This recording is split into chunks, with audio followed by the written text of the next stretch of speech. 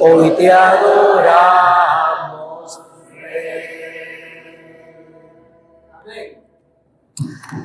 Muy bien, mis hermanos, vamos a tener un tiempo con la palabra, pero los pequeños van a pasar también a tener su tiempo de escuela dominical con las hermanas que están responsables en esta mañana de tener ese grande honor de enseñar el Evangelio a los pequeños, sí, para que ellos también sepan que necesitan de Jesucristo, que son pecadores también y que necesitan de Jesús.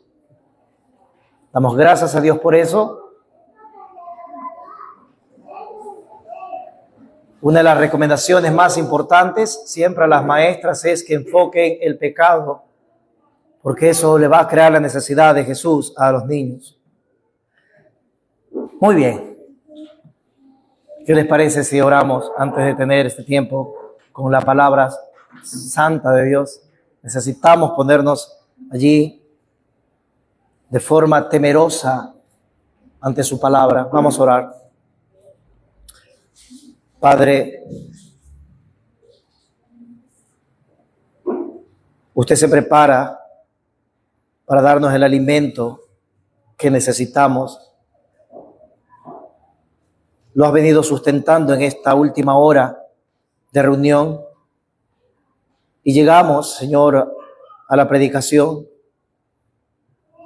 este momento de la cúspide, donde queremos que trates con nosotros, que penetres lo más profundo de nuestro ser con las verdades de las Escrituras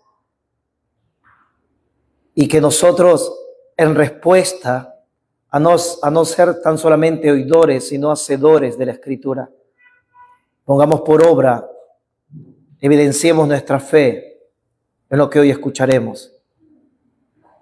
En lo personal, Padre, reconozco mis deficiencias como hombre ante una palabra tan sublime como la tuya, pero al mismo tiempo confío en el verdadero Maestro, el Espíritu Santo, y que nos dé ese entendimiento, esa iluminación que necesitamos para entender tu palabra en el torno de nuestra propia vida. Gracias, Padre, por ayudarnos en esta mañana. En Cristo. Amén. Hermanos, hemos venido recorriendo el Evangelio de Mateo semana a semana, pero por razón de los últimos acontecimientos que sucedieron el día martes, creo que voy a hacer una parada en esta semana para hablar sobre el mal. Creo que es bastante oportuno, eso pensaba yo el día martes, luego el miércoles meditando, y creo que es trascendental para nosotros que tengamos la misma perspectiva de nuestro Padre, por qué existe el mal. Creo que esto tiene el propósito de responder a la luz de la Biblia, quizá no con una exactitud de por qué existe el mal, porque de entrada les digo, no hay un solo versículo que responde esa pregunta, pero sí ir en contra de aquellos que cuestionan a nuestro Dios, que cuestionan la Biblia y sobre todo su existencia. La pregunta que hacen los hombres impíos es: ¿por qué la maldad existe si Dios es bueno?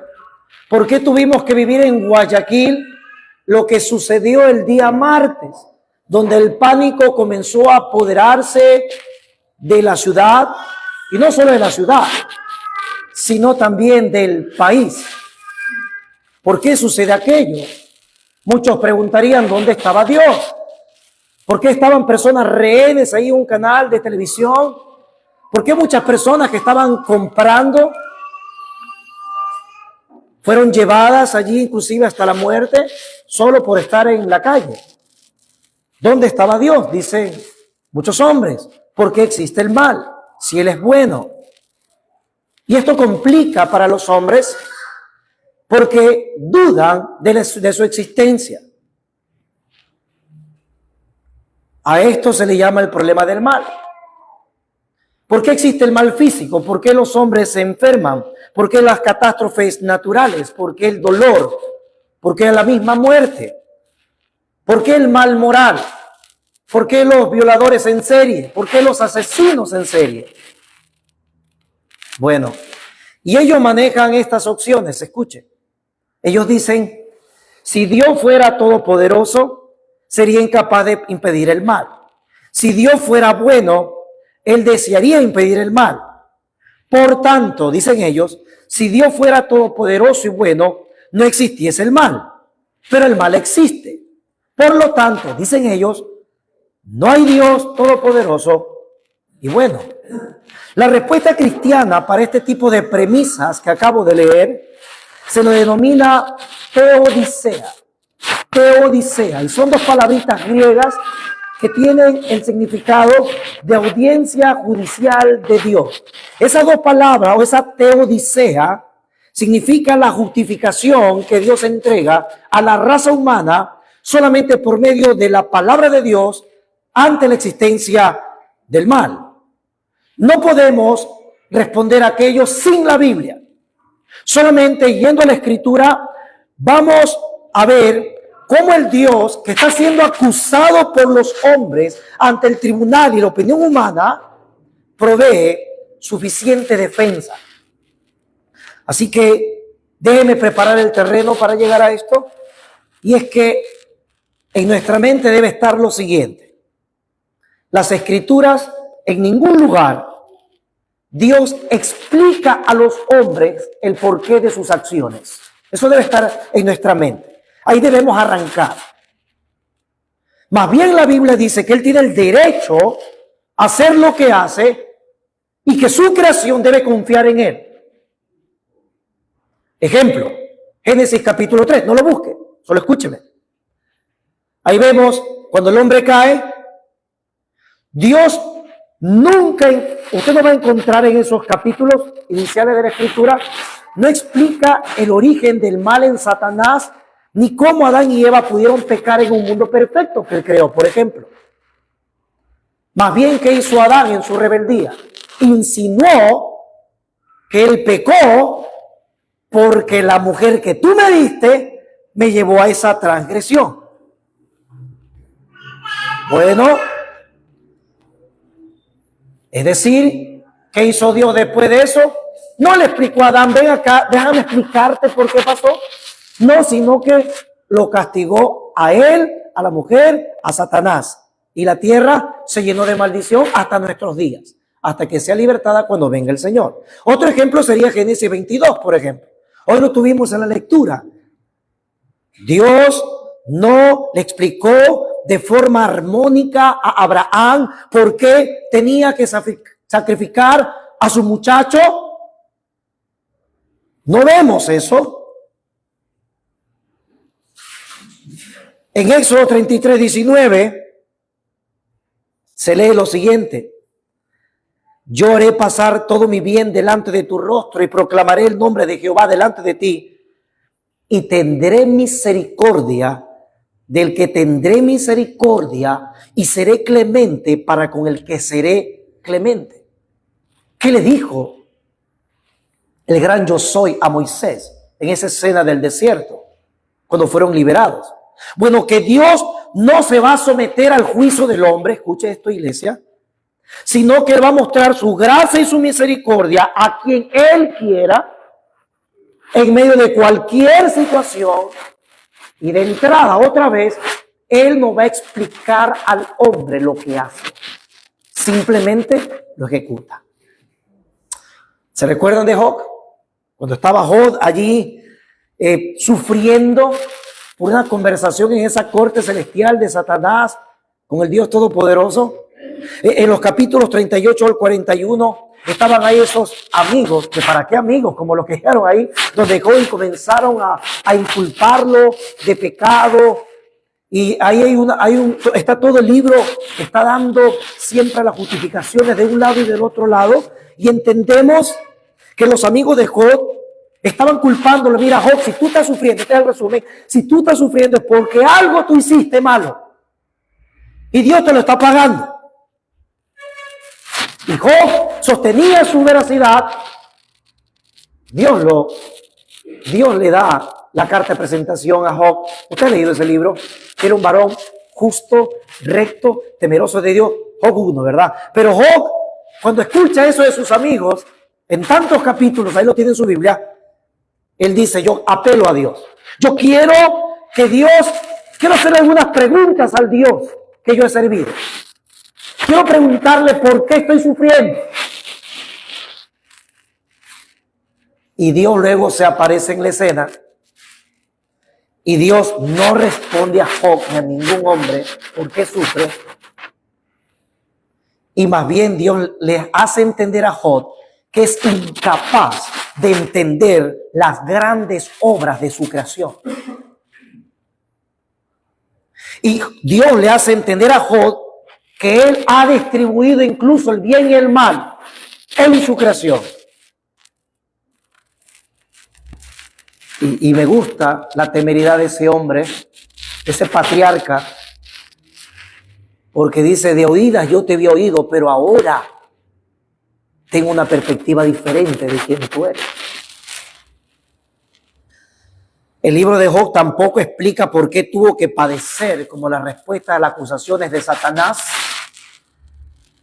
Mientras Job quiso cuestionar a Dios, el libro termina en lo inverso. Dios lo cuestiona a Job más bien. Hay una escena en Ezequiel también, 18, el 25 al 30, donde los están acusando a Dios los israelitas de su sufrimiento. Y más bien Dios condena a Israel por su infidelidad. Una parábola del Señor Jesucristo en Mateo 20, del 1 al 16, donde el amo se presenta como fiable y después de hacer un poco de cosas que no son tan buenas, la perspectiva de ese pasaje es que se muestra la generosidad del Señor de la viña y ninguna justificación por parte de Él. Pablo le dijo esto a la iglesia en Roma y creo que este es un buen punto para nosotros. De ninguna manera, antes bien, Dios sea veraz. Escuche esto. Y todo hombre mentiroso, como está escrito, para que seas justificado en tus palabras y venzas cuando fueres juzgado. Y si nuestra injusticia, escucha esto, y si nuestra injusticia hace resaltar la justicia de Dios, ¿qué diremos? ¿Será injusto Dios que da castigo? Hablo como hombre, dice Pablo, en ninguna manera. De otro modo, ¿cómo juzgaría Dios al mundo? Pablo no formula preguntas no está haciendo preguntas sobre la justicia de Dios, sino que está reprendiendo cuando la gente hace esas preguntas. Está reprendiendo esa forma inadecuada de ver a Dios, al Dios de la Biblia, que es soberano. En Romanos 9, del 15 al 20, quiero que lo leas conmigo, puedes avanzar allí, encontramos que Pablo afirma el derecho soberano de Dios sobre su creación. Dice Romanos 9, 15 de la siguiente manera. Romanos 9, 15. Pues a Moisés dice, tendré misericordia del que yo tenga misericordia y me compadeceré del que yo me compadezca. Eso ya lo vimos en Éxodo, ¿se acuerdan? Ahora muy bien, ahora mira el versículo número 16 de Romanos 9. Así que no depende del que quiere ni del que corre, que dice iglesia, sino de Dios que tiene misericordia. Ahora mira el 17. Porque la Escritura dice a Faraón, por esto mismo te he levantado para mostrar en ti mi poder y para que mi nombre sea anunciado en toda la tierra. Ahora mira el versículo 18, de manera que de quien quiere tiene misericordia, otra vez, y al que quiere endurece, el que quiere endurecer, endurece. Ahora aquí está la raza humana en el versículo 19, mira, pero me dirás, ¿por qué pues sin culpa? Porque ¿quién ha resistido su voluntad? Versículo 20, mira la reprensión de Pablo a la iglesia en Roma. Mas antes, oh hombre, ¿quién eres tú para que alterques con Dios? Dirá el vaso de barro al que lo formó, ¿por qué me has hecho así? Eso es una impertinencia humana. No, note lo que la Biblia dice. Esto es un irrespeto al Dios soberano de la Biblia, de la raza humana. según Pablo aquí, el hombre es desobediente en sus quejas contra Dios. Usted lo ve.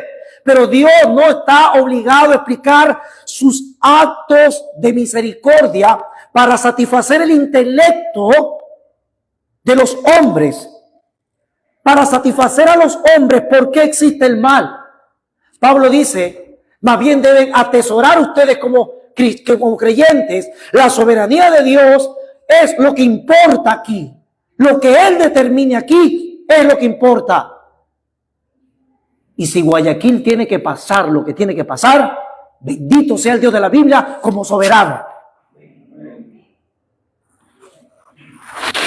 Estamos recién ingresando al tema. Entonces, la palabra de Dios es absolutamente confiable, las escrituras son claras. Dios no es injusto. Aquí usted lo acaba de ver que Pablo se lo dice a una iglesia. Dios es santo, también lo entendemos. Y ante esas realidades de su esencia, iniciamos la teodicea bíblica. Recuerda, la teodicea, la justificación de Dios mediante su palabra a la respuesta del mal. Eso es teodicea, otra vez. Y con esto, nosotros como creyentes reconocemos el derecho que tiene Dios de hacer lo que le plazca, no de explicarse. Yo, en lo personal, creo que cambio la pregunta, ¿por qué existe el mal? No, la pregunta es, ¿por qué eres tan bueno para con esta raza humana pecadora? La Biblia enseña que debemos estar aceptos a receptar el remedio que Dios propone para el mal. No olvides, iglesia, Dios es justo, Dios es bueno, Dios es soberano, Dios es amor, Dios es justicia, Dios es bondad. Esa es su naturaleza. Y lo que el hombre sufra no va a cambiar esa verdad. Entonces Dios va a reivindicar su justicia, escuche esto, al ayudar a su pueblo, a nosotros, a considerar lo que la Biblia dice respecto a este tema. Por esa razón van a haber 3 puntos claros en nuestro sermón en esta mañana. Lo que Dios ha hecho en el pasado, lo que Dios está haciendo en el presente y lo que Dios hará en el futuro. Vamos a verlo así, con esos 3 puntos en este sermón. Y eso va a ayudarnos a responder y a presentar al Dios de la Biblia ante cualquier cuestionamiento que tienen los impíos. Pero lo más preocupante es el cuestionamiento que aún tienen los mismos creyentes sentados en las iglesias o cuando estaban viendo el canal de televisión en sus casas o en sus trabajos. Por esa razón, yo prefiero ver lo que Dios ha hecho en el pasado. ¿Sabe lo que Dios ha hecho en el pasado? La Biblia está ahí como un testimonio que mientras el hombre sufre, ¿sabe lo que hace Dios? Muestra su gracia. Eso hace Dios allí en la Biblia. ¿Tú te acuerdas de la nación de Israel que estaban clamando allí porque eran esclavos en Egipto? Dios no le dio la espalda, sino que escuchó el clamor y en su momento Él preparó un hombre y proveyó a Moisés para que vaya y sacase de la garra de Faraón ese pueblo que había pasado más de 400 años en esclavitud. La gran pregunta, ¿están sufriendo? Sí, pero Dios aprovecha el sufrimiento de los hombres para derramar su gracia. Y Él viene y preparó a ese hombre, a Moisés, 40 años en el desierto, ¿cierto? Lo preparó allí en las montañas con animales. Se preparó 40 años en Egipto primero. El príncipe le decían a Moisés. Y Dios dice, mira, no me sirve esa perspectiva mundana, idólatra que tiene Moisés. Lo voy a llevar 40 años a que esté con animales allí para luego 40 años se infectó, 40 años lo pulo y 40 años lo mandé. 120 años vivió Moisés y 40 años Dios pudo demostrar su gracia ante ese pueblo. Entonces vemos que Dios, en el pasado, al menos con este pequeño ejemplo, estamos encontrando que Dios, mientras el hombre sufre, Él muestra su gracia. Ah, pero sabemos la historia de Israel. ¿Qué pasó con Israel? ¿Se portaron bien en el desierto? Se portaron como muchos de nosotros nos portamos. No diga amén, por favor. Algunos dijeron amén y está bien, qué bueno. Pero ¿saben qué? ¿Y sabes que ese pueblo comenzó a murmurar de Dios? Comenzó a quejarse de Dios. ¿Y por qué Dios es tan bueno y les permite eso? ¿Sí se dan cuenta? ¿Sí se dan cuenta lo que está diciendo la Escritura? acabaron siendo preservados por Dios hasta entrar a la tierra prometida. Así sucedió por una razón, porque Dios cuando dice algo, Él lo cumple. Y se lo había dicho ¿a quién? A Abraham se lo había dicho: en ti serán benditas todas las familias de la tierra. Ese es el pacto abrámico, y luego se cumplió en el pacto mosaico esa realidad experimental.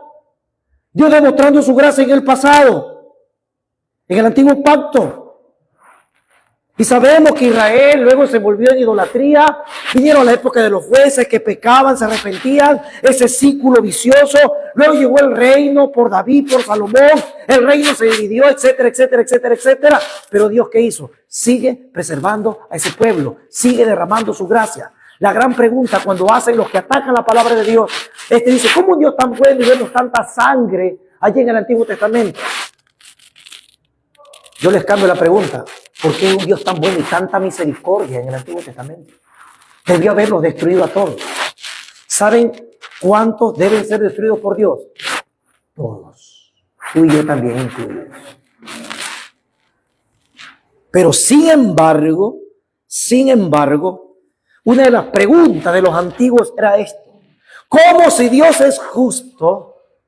¿Cómo si Él es justo?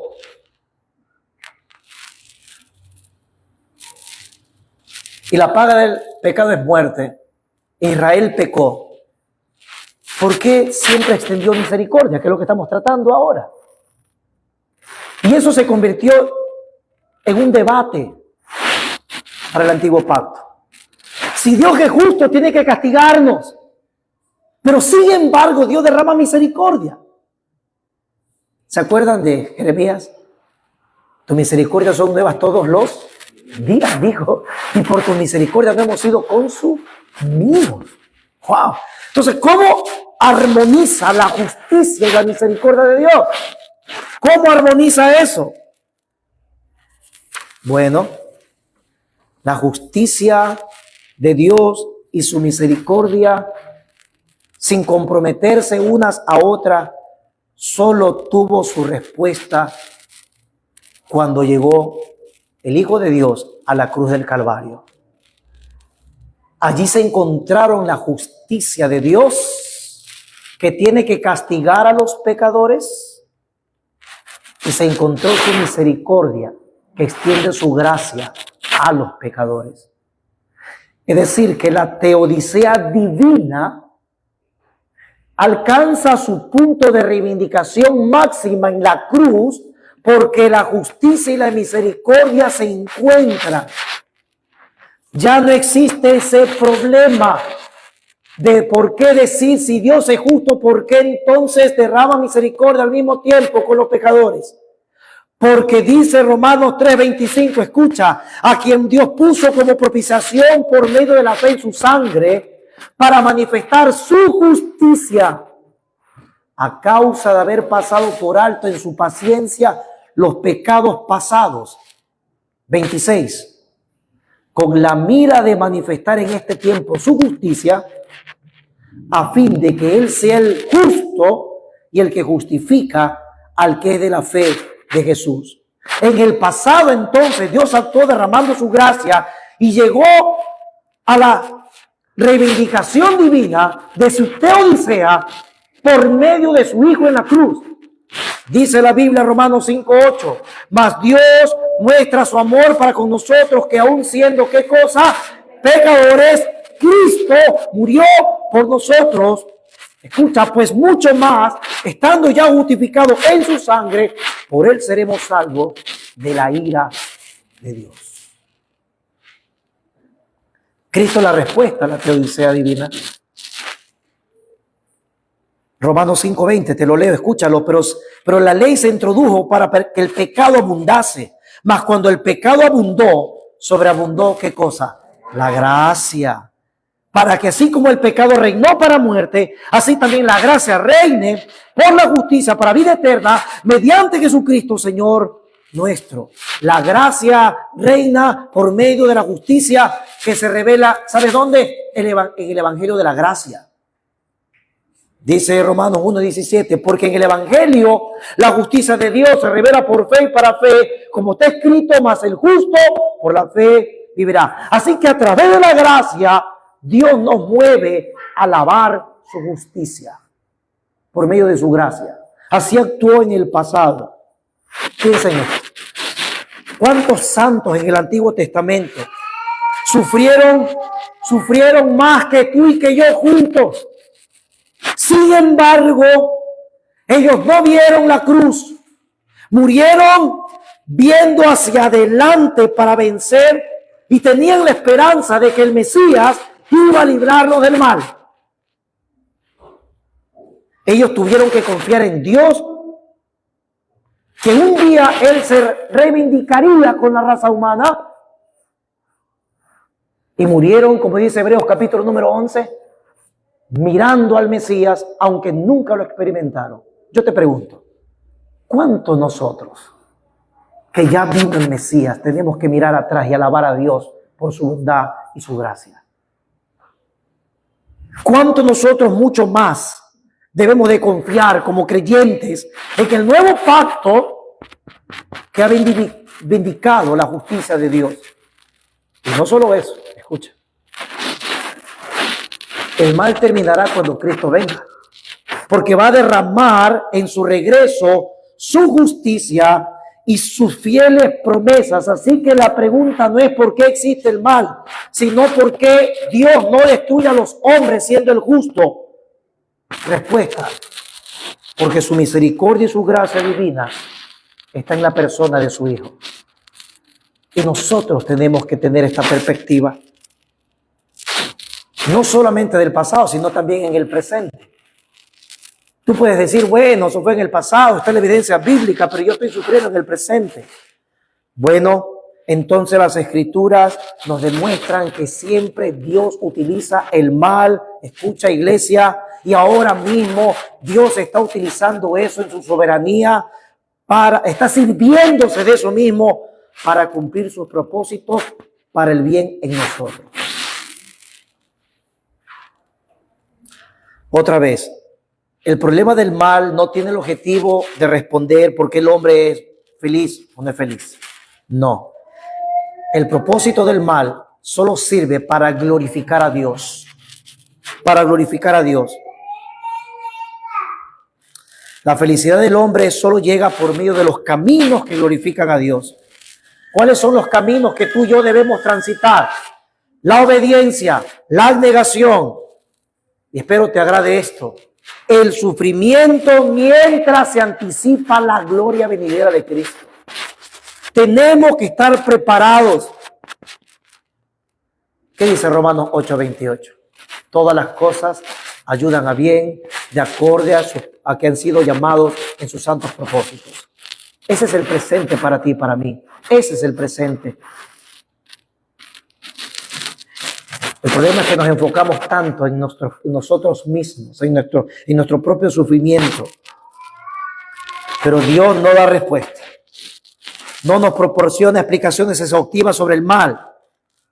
¿Qué nos pide Dios en medio del mal? Huir, no. Tengan paciencia.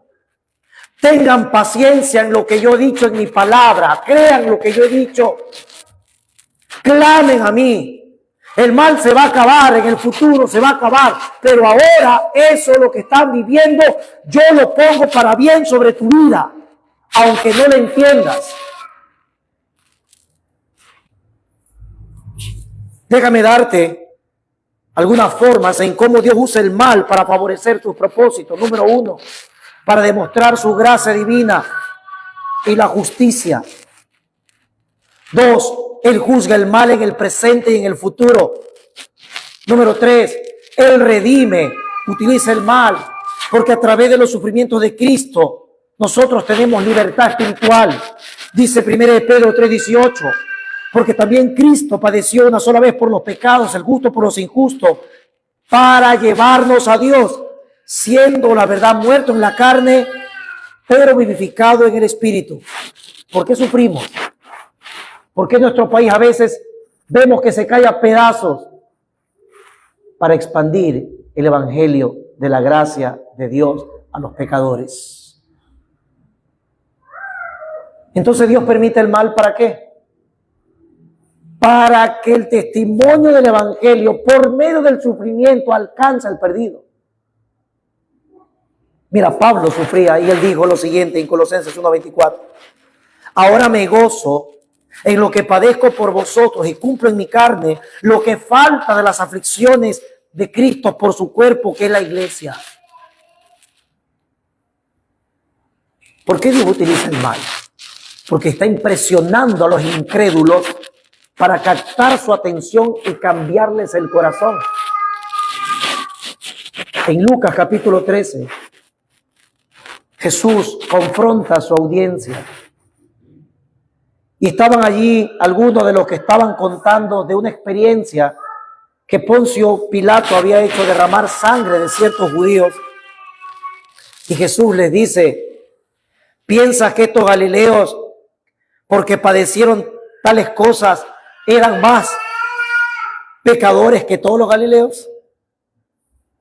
Jesús dijo: no, antes, si no os arrepentís, todos perecerán igualmente. O aquellos 18 sobre los cuales cayó la torre de Siloé y los mató. Jesús lo confronta y les dice: ¿pensáis que eran más culpables que todos los hombres que habitan en Jerusalén? Os digo, no. Antes, si no os arrepentís, todos pereceréis igualmente. El sufrimiento tiene el propósito de que la raza humana se arrepienta.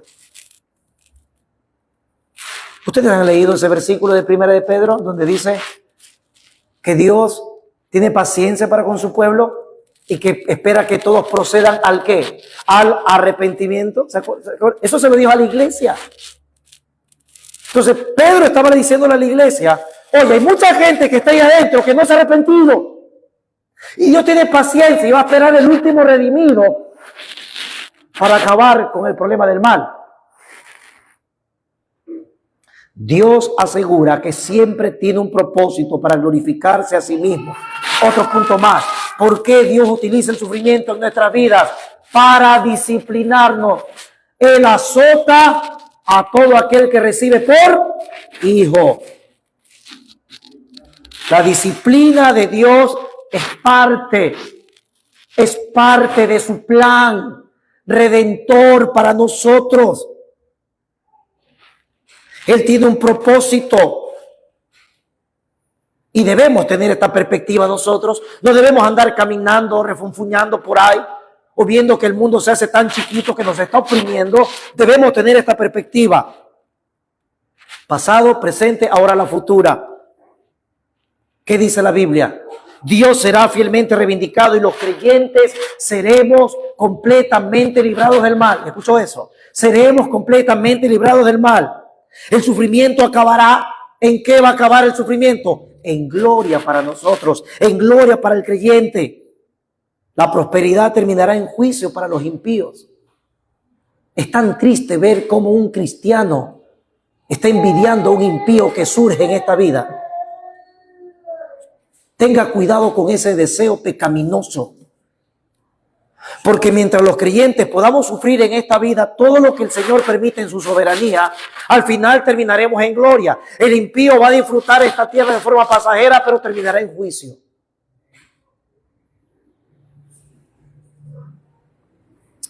Yo quiero que lo veas esto conmigo. En el futuro el sufrimiento acabará. Vayan a Habacuc, al libro de este profeta, Habacuc, capítulo número 2. Habacuc 2. Aquí encontramos a un profeta de Dios que tenía esta perspectiva. ¿Por qué sufrimos? ¿Por qué el mal está presente si somos tu pueblo? Dice Habacuc. Habacuc capítulo número 2, versículos 2 y 3. Observe la expresión del corazón del profeta. Dice allí: ¿hasta cuándo, oh Jehová, clamaré y no oirás? Y daré voces a ti a causa de la violencia y no salvarás. Mira el versículo número 3. ¿Por qué me haces ver iniquidad y haces que vea molestia? Destrucción y violencia están delante de mí, y pleito y contienda se levantan. ¿Qué forma de expresarse de Habacuc? al gran yo soy. Observe. Mire cómo aquí Habacuc está diciendo, ¿por qué me haces ver maldad? ¿Por qué me haces ver iniquidad? Ya en el 2 le dice, ¿por qué no me responde? Le dice en el 2. Estoy que oro, y tú en silencio. Versículo 3, Habacuc está viviendo en destrucción y en violencia. Estaban abusando de Israel, los babilonios. Estaban llevándolos como bestias salvajes, como animales. Estaban siendo extorsionados. Estos son los vacunadores del Antiguo Testamento. Y Habacuc le está diciendo, como profeta de Dios, un hombre santo en ese sentido, ¿hasta cuándo, Jehová? ¿Por qué sufrimos? Noten, yo puedo encarnarme en esto ante lo que vivimos, claro, con las debidas diferencias del contexto y todo lo demás. Pero esta quizá es la expresión de muchos ahora. ¿Por qué me hace ver molestia? ¿Por qué tanta violencia? ¿Por qué tanto pleito? ¿Por qué tanta contienda? ¿Ustedes creen que Dios le respondió a Habacuc? Habacuc, tranquilo, mira, es por esto. No, Dios no hace eso. Gloria a Dios que no lo haga.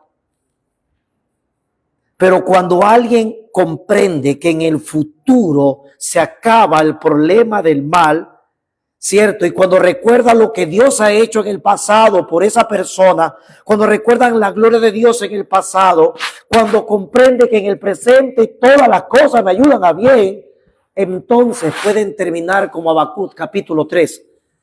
Pueden terminar diciendo esto. Versículo 17.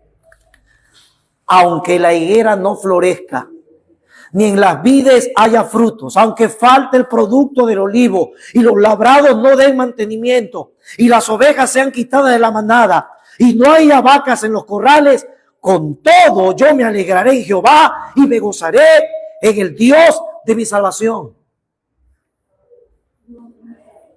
19.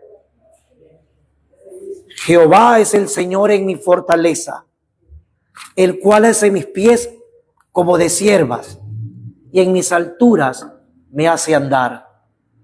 Este no era el que se quejaba en el capítulo 1, pero cuando tiene un encuentro realmente con la teodicea divina, cuando tiene un encuentro con la teodicea de Dios, cuando comprende que el sufrimiento es parte del plan redentor, cuando en vez de quejarse más bien está alabando a Dios por su soberanía, su misericordia, su justicia y su bondad, cuando entiende que la palabra de Dios dice que todo está ayudando para bien, cuando entiende eso puede decir como Habacuc, aunque Guayaquil se caiga, mi Dios es santo y bello y precioso.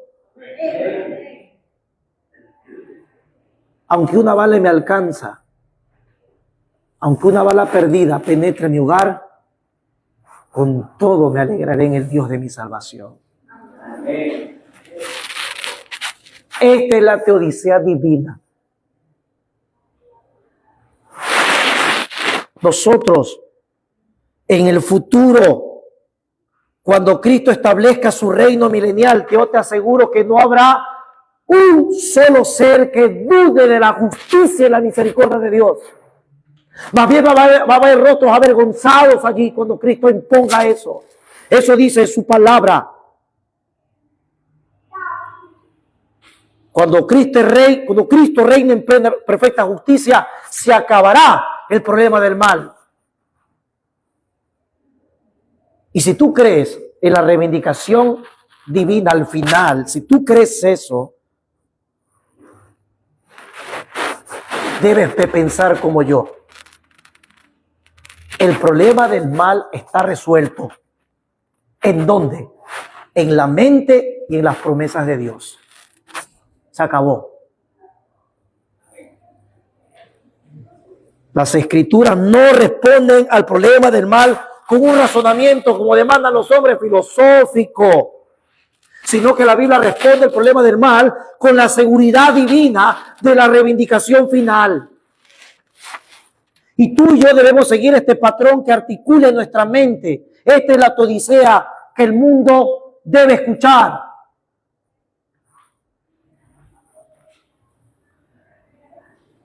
Las Escrituras proporcionan la perspectiva adecuada al servir como medio por el cual Dios proporciona un nuevo corazón a nuestras vidas. A través de la palabra de Dios, el Espíritu salva, el Espíritu transforma. Y los cristianos que tenemos esa bendición, cada vez que hay una duda, Dios transforma esa duda y la pone en fe. Dios es experto en humillar a los orgullosos. Dios es experto en derramar su gracia y su misericordia en su pueblo. Tú y yo lo vemos todos los días. Pero esto solo se comprende, esto no va con el razonamiento de los hombres sin Dios. Porque Pablo dijo que nosotros no hemos recibido el espíritu de este mundo, sino que el Espíritu Santo que proviene de Dios, para que sepamos lo que Dios nos ha concedido. El Espíritu de Dios acomoda lo espiritual a lo espiritual, y esto es espiritual. Cuando tú te relaciones con aquellos que preguntan por qué Dios, siendo tan bueno, permite el mal, tú no debes pensar en tratar de buscar palabras floridas para tratar de convencerlo humanamente. Si no vas a la Escritura, mejor no digas nada. Nosotros los cristianos debemos dar esta odisea que viene de la palabra escrita, la revelación. Estos son principios que hay que ilustrarlos, pero no con experiencias personales, no con emociones subjetivas, sino que la teodicea de Dios, tú lo estás viendo, experimenta principios bíblicos delante de Dios como Él lo ha ordenado. La teodicea de Dios reivindica sus perfecciones en el pasado, en el presente y en el futuro. ¿Acaso no se ha prometido en el futuro que cuando estemos en el estado eterno ya no habrá más llanto, ya no habrá más muerte, ya no habrá más dolor, ya no habrá enfermedad? ¿Has leído eso, iglesia? Ese es el futuro para nosotros. No se debe permitir que el hombre que no es salvo establezca el bienestar humano según sus deseos humanos y carnales, y que convierta ese pensamiento humano en el estándar de la justicia y la misericordia divina. ¿Acaso el barro le dirá al alfarero lo que hace? Cuidado. No. En otras palabras, la raza humana no debería preguntar por qué existe el mal. Debería preguntarse por qué somos tan malos y depravados. Yo te digo la respuesta. El pecado en el hombre. Esa es la respuesta. Si tú vienes acá y no te interesa el pecado, tú estás en oscuridad. Porque debe interesarte el pecado, porque el pecado trae muerte y sufrimiento también. ¿Por qué los hombres se matan entre sí mismos? ¿Sabes por qué? Porque están entregados a su pecado, están entregados al mal. El pecado gobierna sus vidas y toda la raza humana tiene una condición miserable. Y lo peor es que esa raza humana que pregunta por qué Dios no interviene cuando sucede lo malo, ¿sabes por qué? No pueden salvarse a sí mismos. Solo la raza humana se puede salvar en Jesucristo, aquel que murió en la cruz del Calvario. Nadie puede salvarse fuera de Jesús. Nadie puede salvarse fuera de Cristo. Porque ahí está la odisea divina, justicia y misericordia, liberación de pecados, nueva vida en Él. Para mí el vivir es Cristo y el morir es... Ese es mi futuro, ese es mi odisea. No digas, quiero ser feliz en esta tierra. Ya demasiado nos ha dado Dios, demasiado ya. Puso a su Hijo por ti y por mí en esa cruz. El pecado es el peor enemigo del hombre, no te olvides de eso. El pecado es tu peor enemigo hasta el día que te vayas a la tumba.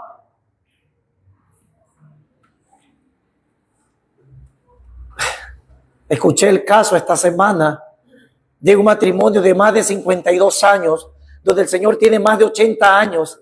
Y teniendo más de 80 años, engañó a su esposa que tiene más de 50 y tantos años. A esa edad le engañó. Oh, pecado. El pecado no ve límites de edad. El pecado es perverso. Tú y yo debemos aprender a clamar, como dijo Pablo. Con mi mente sirvo al Señor, pero he encontrado en mi cuerpo una ley. La ley del pecado en mis miembros. Pero bendito sea Dios que nos ha dado medios de gracia para vivir, que ha dado a su iglesia para estar aquí, que ha dado su palabra para sanarnos día a día y que nos ha dejado una boca para clamar ante su trono diariamente. ¿Qué es lo que debemos hacer, José Luis? Cuando veamos que las balas se van de un lugar a otro en nuestra ciudad y el país se cae a pedazos y explota un carro, ¿qué debemos de hacer los hijos de Dios? Recuerda que el Señor no es el causante del mal. Él es el bueno. Él es el Padre de la dulce, todo dádiva y todo don perfecto, desciende de lo alto, dice Santiago. ¿Qué debemos hacer? Tú actuaste en el pasado con misericordia y gracia. Todo lo que vivo ahora, en el presente, me ayuda para bien. Y tú en el futuro vas a liberar el problema del mal. Yo creo en eso. Y mientras pasa aquello, enamórate más de tu Cristo. Ora y clama y pélate las rodillas por tu nación. Que se hagan rogativas, dice el apóstol Pablo, a todos los que estén en autoridad. Ayuda, proclama de Cristo. Dios está preparando el terreno de esta ciudad para su evangelio. ¿No te alegra eso? Amén. Entonces sea activo en medio del problema del mal. Padre, gracias por tu palabra en esta mañana. No hay nada más bello saber que el Señor Jesucristo no murió para dar riendas sueltas a nuestros deseos, sino que Él murió y resucitó para que tengamos vida abundante en las promesas eternas que Él plasmó. Gracias por enseñarnos que en medio de cualquier situación maléfica en que vivimos, no nos vamos a desviar con la ayuda del Espíritu Santo a tener esta teodicea divina incrustada en nuestra mente. Bendito Padre, ayúdanos a no olvidarla. Que exaltemos a nuestra Señora en todo tiempo, que oremos, que busquemos tu rostro y no nos desviemos. Padre, la maldad en nuestras calles es parte de tu plan redentor.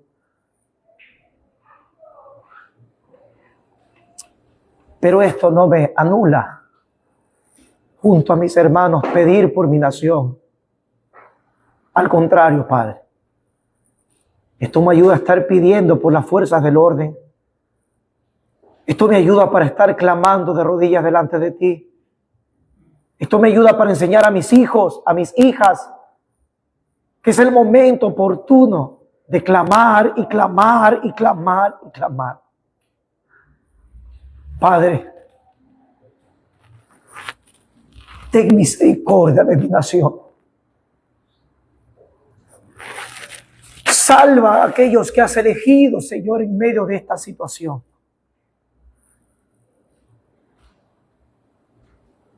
Padre, el mal nunca se va a reír de ti. Al final tú te vas a reír del mal, Señor. Oro por mi presidente en esta mañana, Padre, para que tú le des sabiduría, convicción, pongas hombres idóneos. Pero mi petición principal, Padre, junto a mis hermanos en esta mañana, es que tú quiebres ese corazón y los lleves a los pies de tu Hijo Jesucristo, a Él y a su familia. Oro, Padre, con firmeza y convicción Padre, y no me avergüenzo del Evangelio porque es poder de Dios para salvar a todo aquel que cree. Padre, no me avergüenzo de mis lágrimas ahora al pedirte por esta nación que tú nos diste. Pero, Padre, que sea tu voluntad y no la nuestra.